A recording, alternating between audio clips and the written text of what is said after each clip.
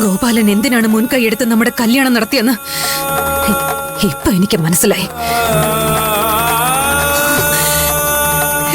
എല്ലാരും കൂടി എന്നെ മണ്ടിയാക്കുമായിരുന്നല്ലേ. എന്റെ അച്ഛനെ കൊല്ലം കൂട്ടുനിന്ന ആളുടെ കുഞ്ഞിനെയാണല്ലോ ഞാൻ ചുമക്കുന്നത്.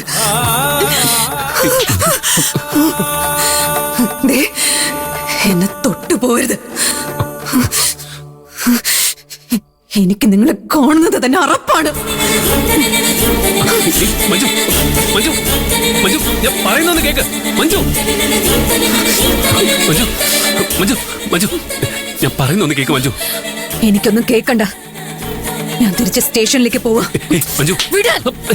എന്നെ തൊടരുതെന്ന് ഞാൻ പറഞ്ഞു. എന്താടാ പ്രശ്നം? എന്തിനാ മഞ്ജു ഇത്ര ദേഷ്യത്തിൽ പുറത്തേക്ക് പോയത്? ഒന്നുമില്ലമ്മേ. അത് വെറുതെ. പ്രശ്നം എന്താണെന്ന് എനിക്ക് ഊഹിക്കാവുന്നതേ ഉള്ളൂ.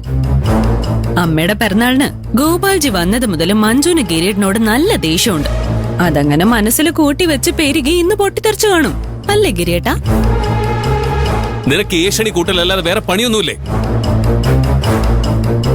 വയറ്റിൽ ഒരു കുഞ്ഞുണ്ടെന്നുള്ള ചിന്തയെങ്കിലും വേണം. നീ കാണിച്ച കൂട്ടുന്നൊക്കെ അതിനെയും ബാധിക്കും. ആ ബോധം നിന്റെ ഭാര്യയ്ക്കുണ്ടോ? ഈ അവസ്ഥയിലാണോ ഭർത്താവുമായി വഴക്കൂടി ഇറങ്ങിപ്പോകുന്നത്? ഡ്യൂട്ടി കഴിഞ്ഞ് വീട്ടിലേക്ക് കാലെടുത്ത് വെച്ചതല്ലേ ഉള്ളൂ. അപ്പോഴേക്കും അവൾ തിരിച്ചുപോയോ? ഇങ്ങനെ ശരീരം നോക്കാതെ ജോലി ചെയ്യുമ്പോ കുഞ്ഞിനെ ബാധിക്കാതിരിക്കോ? അവള് കുഞ്ഞിന്റെ കാര്യമൊക്കെ ശ്രദ്ധിക്കുന്നുണ്ടമ്മേ. സ്റ്റേഷനിൽ നിന്ന് പെട്ടെന്ന് തിരിച്ചു വിളിച്ചോണ്ടാ അവൾക്ക് പോവേണ്ടി വന്നത്. ഇത് പറഞ്ഞ് ഞങ്ങൾ തമ്മിലൊരു വഴക്ക് കഴിഞ്ഞതാ. നമുക്ക് ഈ വിഷയം ഇവിടെ വിടാം.